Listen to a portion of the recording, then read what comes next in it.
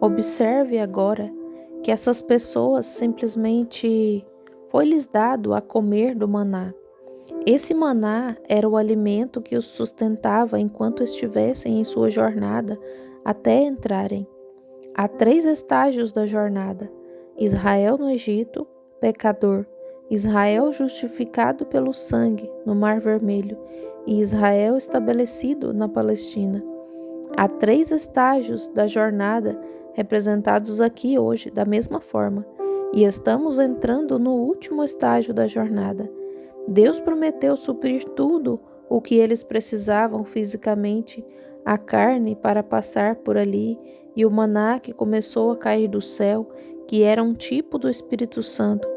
Quando o maná caía, as pessoas saíam e comiam o maná, moíam-no e faziam bolinhos com ele e o comiam, e era mel, tinha um gosto bom como mel, pequenos bolos no chão como neve.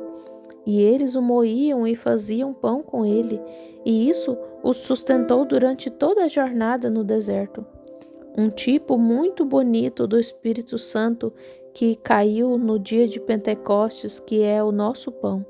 O maná caiu no último dia da jornada deles, da mesma forma que caiu no primeiro dia de sua jornada, e caiu durante toda a jornada. E então eu gostaria que o homem me mostrasse onde Deus alguma vez retirou o Espírito Santo da igreja. Posso lhe mostrar onde ele o deu e onde prometeu que estaria conosco até o fim do mundo. Mostre-me onde ele o retirou. Não deve ser retirado, e não será até que Jesus venha. É verdade, o maná cai, o mesmo Espírito Santo, como no Pentecostes, cai da mesma forma hoje. Sabemos que temos muitos impostores, muitos fanáticos, mas isso não significa nada. Apenas mostra que existe um verdadeiro Espírito Santo. Temos muitos impostores na igreja que agem como cristãos e tentam se passar por cristãos, mas isso não significa nada. Significa que há um cristão verdadeiro, genuíno. É apenas um espelho.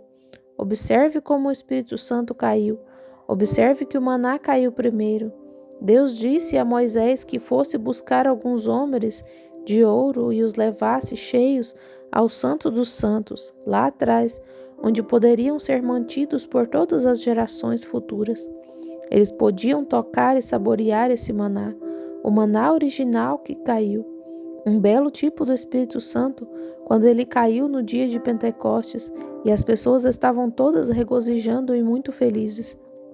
Pedro disse no dia de Pentecostes, Atos 2, porque a promessa vos diz respeito a vós, a vossos filhos, aos que estão longe, a tantos quantos o Senhor nosso Deus chamar. O mesmo Espírito Santo que caiu foi para todas as gerações, até mesmo para os gentios, aqueles que sempre foram considerados distantes, a todos quantos o Senhor nosso Deus chamar. Pedro disse, arrependei-vos e cada um de vós seja batizado em nome de Jesus Cristo para perdão dos vossos pecados e recebereis o dom do Espírito Santo, porque a promessa vos diz respeito a vós, a vossos filhos e aos gentios que estão longe, a tantos quantos o Senhor nosso Deus chamar. E enquanto Deus ainda estiver chamando, Deus ainda estará dando o Espírito Santo. Eles guardavam os homens cheios dele para que cada homem que entrasse no lugar santíssimo, cada sacerdote, pudesse provar um bocado do maná original que caiu no princípio. E assim é hoje. O muro de separação foi derrubado, e cada homem que é chamado pode entrar e ter o coração cheio do mesmo Espírito Santo que caiu no dia de Pentecostes. Assim será até o fim do mundo. Observe, a primeira coisa que aconteceu foi que havia uma arca nesse lugar santo. Observem as paredes agora, para vocês, criancinhas, para que possam entender. Havia um pátio externo, havia um lugar santo e depois os santos dos santos. 3 passos. É sempre assim. Deus é perfeito em 3, completo em 7, adorado em 12, tentado em 40 e o jubileu em 50. Tudo. Observe esses números e você nunca se confundirá. Percebe? Deus é perfeito em Pai, Filho e Espírito Santo. Justificação, santificação, o batismo do Espírito Santo. Todas essas coisas são perfeitas, como Ele o fez. Observe, e no tabernáculo Deus morou naqueles 3 cômodos. Você mora em 3 cômodos. Oh, você diz, irmão Brana, eu tenho 10 cômodos em minha casa, mas você ainda vive em apenas 3, correto? É a cozinha, a sala de jantar ou a cozinha, a sala de estar e o quarto. Você pode ter 3 quartos, você pode ter uma subcozinha chamada sala de jantar, mas continuam sendo apenas 3 cômodos em sua casa. Você está vivendo em uma casa, alma, corpo e espírito. Foi assim que Deus viveu em Jesus Cristo, alma, corpo e espírito. Não sou eu quem faz as obras, é o Pai que habita em mim. Vem? E neste tabernáculo, a conclusão. E foi também através da era de Lutero, com justificação, através da era de Wesley, com santificação, e neste último dia, com o batismo do Espírito Santo, aperfeiçoando sua igreja em 3 estágios da jornada. Tudo gira em torno de 3. Observe, e então Deus tomou sua igreja neste grande tabernáculo. Agora, o maná caía do lado de fora no pátio, e lembre-se, o povo comia esse maná. Mas Deus lhes disse para pegar esse maná e colocar um punhado dele no lugar santo. Ali estava a arca. A arca é um tipo do coração humano. A arca, o lugar escondido. Deus profetizou através do profeta e disse: escreverei minhas leis em seus corações, onde as pus nas tábuas de seus corações, mostrando que essa seria a morada de Deus, no coração humano, não na cabeça humana, mas no coração humano. Amém. Eu as escreverei em seus corações, e eles guardarão os meus estatutos, e assim por diante, diz o Senhor. Em outro lugar, em Ezequiel, Deus disse: naquele dia tirarei de vós o coração de carne, o coração de pedra, e lhes darei um novo espírito, e porei o meu espírito em vós. Agora, muitas pessoas, até mesmo vocês pentecostais, muitas vezes se confundem com isso. Você recebe um novo espírito. Esse não é o Espírito de Deus, esse é você. Esse não é Deus. Você fica um pouco feliz porque recebeu um novo espírito e salta e corre pelo piso, talvez, e grita um pouquinho, fala em línguas, corre um pouquinho e acha que recebeu o Espírito Santo. Não é isso. E isso é um novo espírito que Deus lhe deu. Esse é você. Então, depois que ele lhe deu o seu novo espírito, ele diz: porei o meu espírito. Isso é o que acontece com as cólicas por falta de comida que você teve hoje. Isso é certo. Essa é a razão pela qual você não consegue chegar a lugar algum com Deus. Observe, você recebeu um novo espírito. Deus tem que lhe dar um novo espírito, ou você não poderia nem mesmo se relacionar com ele. Você não consegue estar bem consigo mesmo, com aquele velho espírito demoníaco que havia em você. Então, ele tem que colocar um novo espírito em você para que você possa se relacionar com o seu espírito. Amém. Porei neles um espírito novo e porei neles o meu espírito, disse ele, depois de lhe haver dado um novo espírito. Esse é você. Não confunda com o Espírito de Deus, não é. É o seu novo espírito, para que você possa se relacionar com o Espírito Santo, se ele algum dia o der a você. Amém. Porque você, em sua condição, nunca vai estar bem. Não consegue se relacionar com sua esposa, não consegue se relacionar com seu marido, não consegue se relacionar com seu vizinho. Como você vai se relacionar com Deus?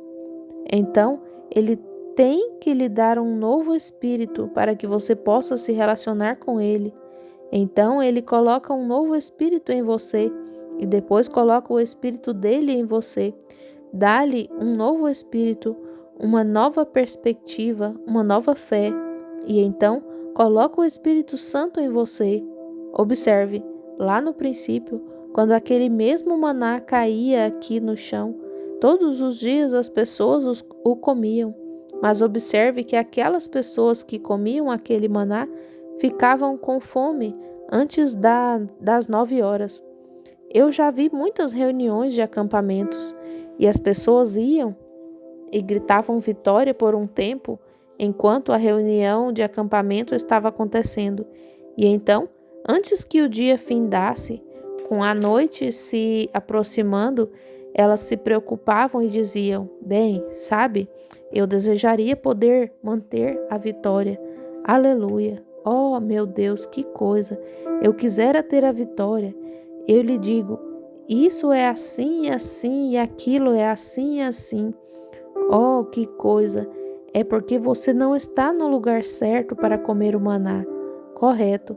Observe, você encontra algumas pessoas, elas dizem, bem, esse ano elas estão muito bem. E o Dr. Church, dentre vocês, povo da santidade, escreveu um livro e mencionou meu nome ali. Um homem sensato como ele mencionou o nome de um homem e disse no parágrafo seguinte: eu nem conhecia o homem, não o conheço. Ele disse: eu sei que ele não é nada e lhes digo o porquê. Ele narrou: conheci um homem certa vez que esteve em suas reuniões e contou: o irmão Branham não me conhecia e ele o chamou lá de cima na galeria ou em algum lugar e disse: Senhor, você tem problema de próstata sentado ali. E lhe disse quem ele era e de onde ele vinha. E ele afirmou: tudo aquilo era verdade. E relatou: ele me disse: você está curado. E o Dr. Church lhe indagou: você foi curado? Ele respondeu: sim, Senhor, por 1 ano aquilo não me incomodou de forma alguma. E contou: sabe de uma coisa? Disse: a coisa voltou sobre mim. O Sr. Church disse: isso prova que ele é falso. Concluiu: se Deus cura, eles permanecem curados. Eu gostaria de ver quantos daqueles nazarenos que se santificaram no ano e no ano seguinte retornaram para a santificação. Eu pensei que ele a mantivesse. Pensei que você não pudesse se desviar. Oh, irmão, alguns homens de mente tão estreita que se você colocasse um lápis entre seus olhos, eles ficariam cegos. Exatamente, tão míopes. Claro, a salvação dura enquanto durar a fé, e a cura divina dura enquanto durar a fé. Você teve uma experiência 40 anos atrás. Esquece que já teve a experiência e sai daqui esta noite e diz: eu nem mesmo creio nisso e não sou mais servo de Deus.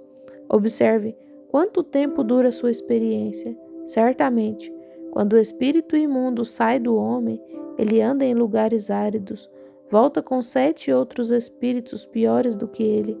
Ele entra à força, a menos que o dono da casa esteja lá para impedi-lo de entrar. Você não deve se guiar por seus sentimentos. Eu nunca fui salvo por meus sentimentos. Não fui salvo porque me senti bem. Fui salvo porque cumpri a promessa de Deus. Isso é certo. O diabo pode te derrotar por sentimentos, mas ele não pode falar baseado no assim diz o Senhor e te condenar. Eu fiz o que Jesus disse. Estou salvo esta noite porque cumpri os requisitos de Deus. Estou curado esta noite.